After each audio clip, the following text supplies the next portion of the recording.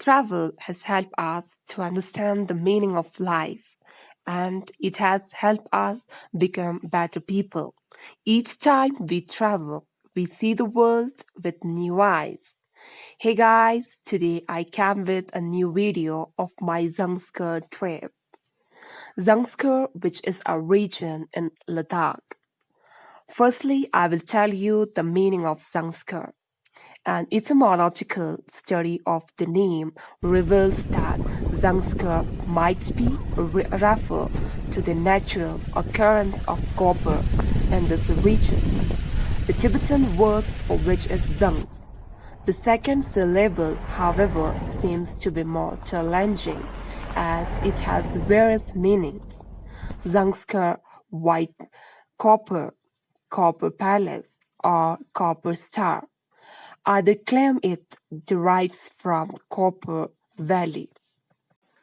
While we travel to Zanskar, we have to cross so many passes and places like Wanla, Fenjala, Hanupata, Sirsirla, Potoksar, Singela, Lingshet, Hanumala, Pishu, Karsha, Padum.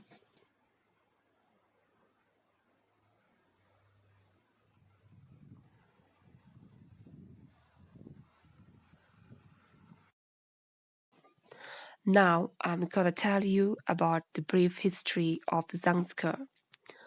The first trace of human activity in Zanskar seems to be back as far as the Bronze Age. Early Buddhism coming from Kashmir spread its influence in Zanskar, possibly as early as 200 BC. The earliest monuments date from the Kushan period. Between 10th and 11th centuries, two royal houses were found in Zanskar and the monasteries of Karsha and Phuktal were built. Until the 15th century, Zanskar existed as a more or less independent Buddhist kingdom ruled by between 2 and 4 related royal families. Since the 15th century, Zanskar has been subordinate to Ladakh.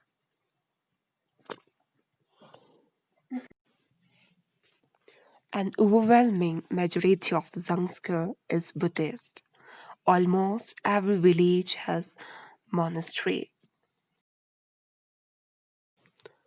Zanskar covered an area of some 7,000 square kilometers at an elevation of 3,500 to 7,135 meters.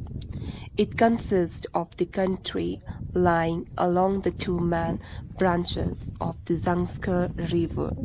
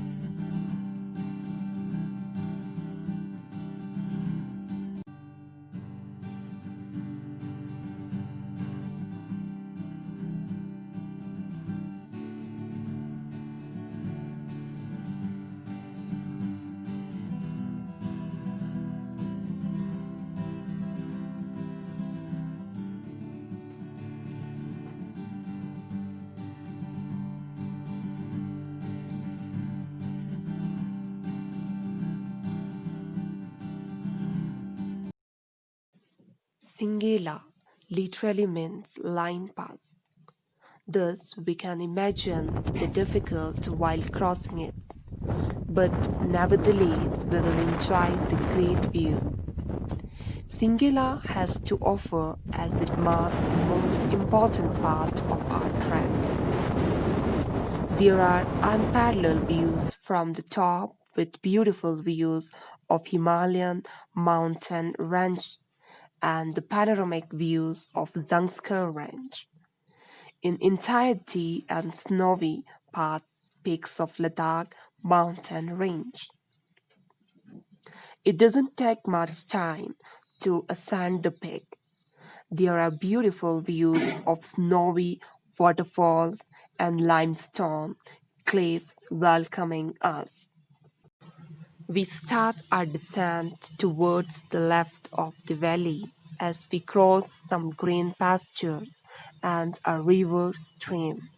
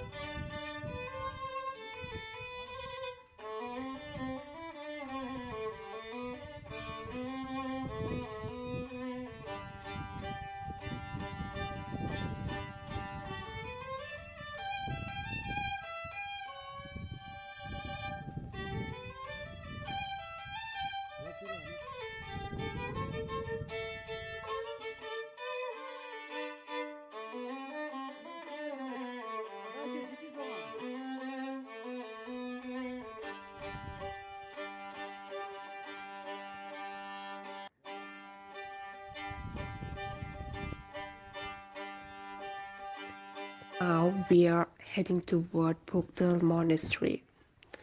Phuktal Monastery is built around a natural cave, which is believed to have been visited by numerous sages, scholars, translators, and monks around 2550 years ago.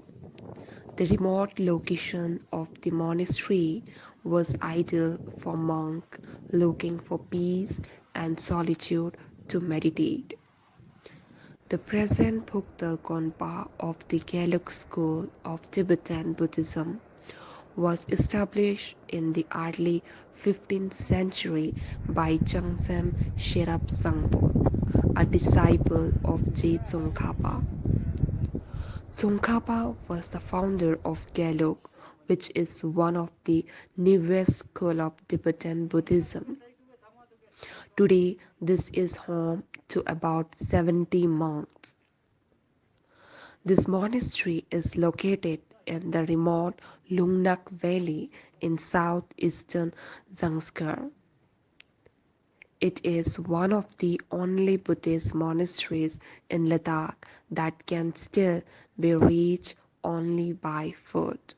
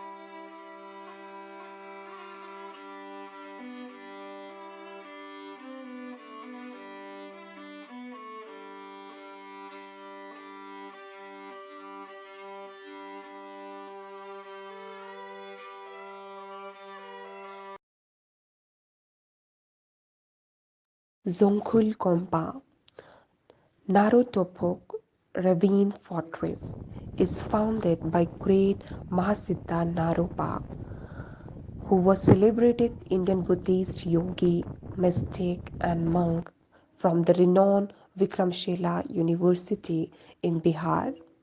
He is said to have meditated in the cave where the present monastery is built.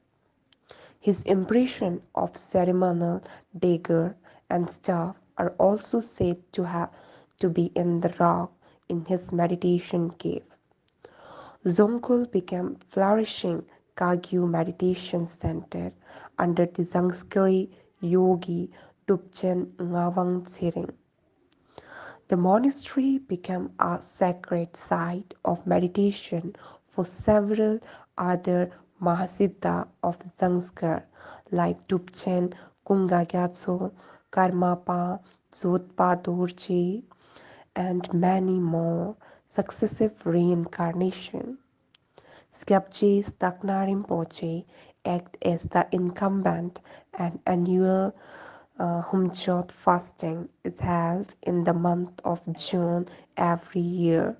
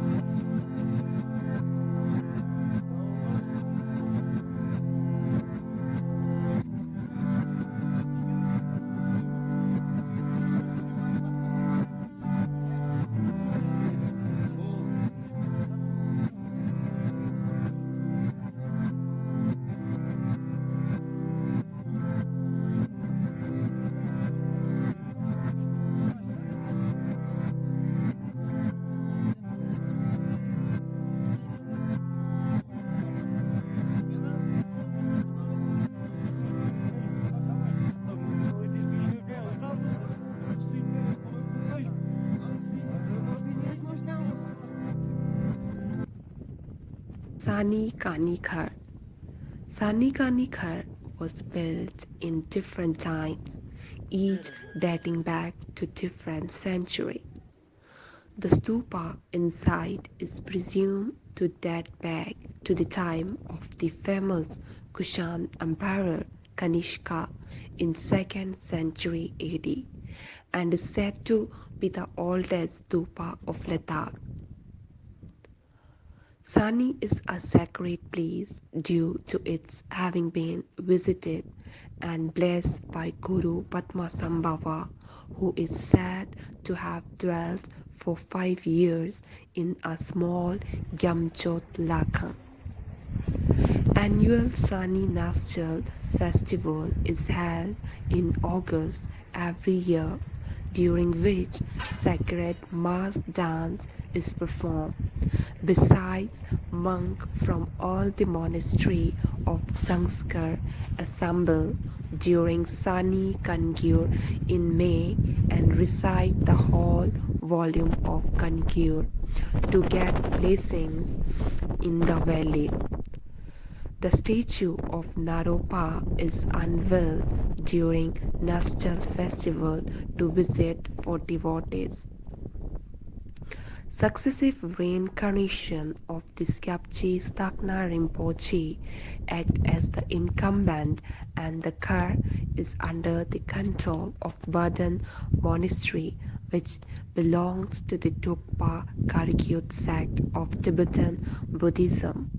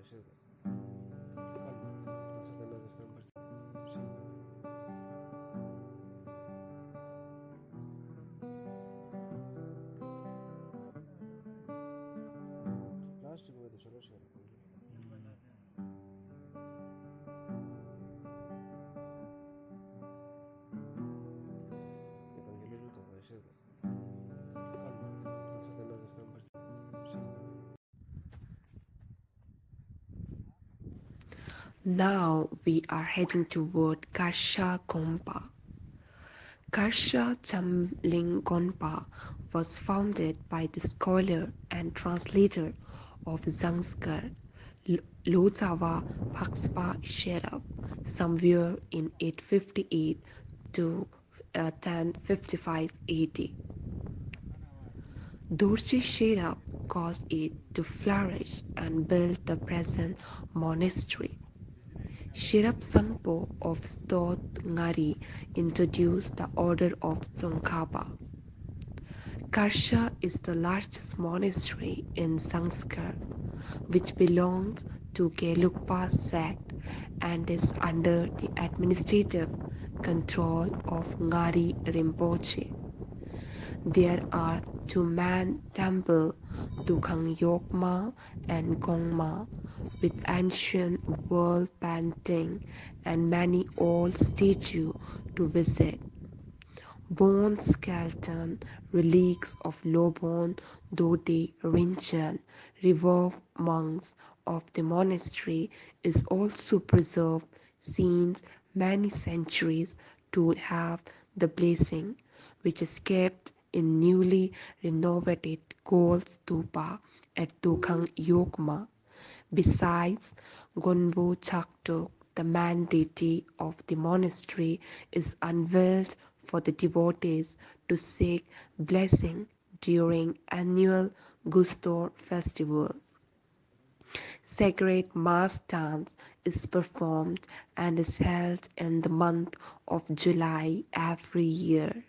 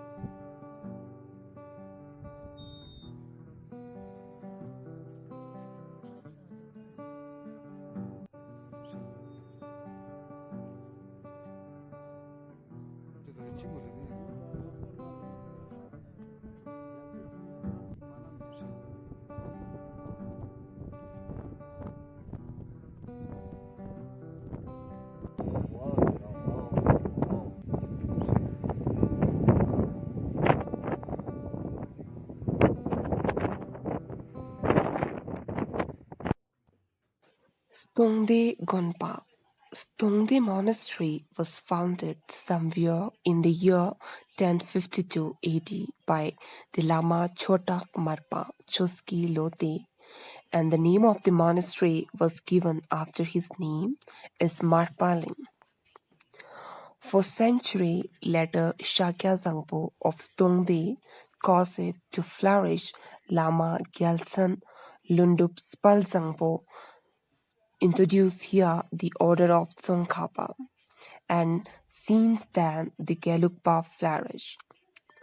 In this monastery, and the name also changed the Stongde Lekshatling. There are several temples, and among them, Tsokhang is decorated with exquisite painting of deities. The statue of Mahakali Padanlamo is the main deity of this monastery, and the devotees can have the blessing during the annual Kustor festival held in July every year.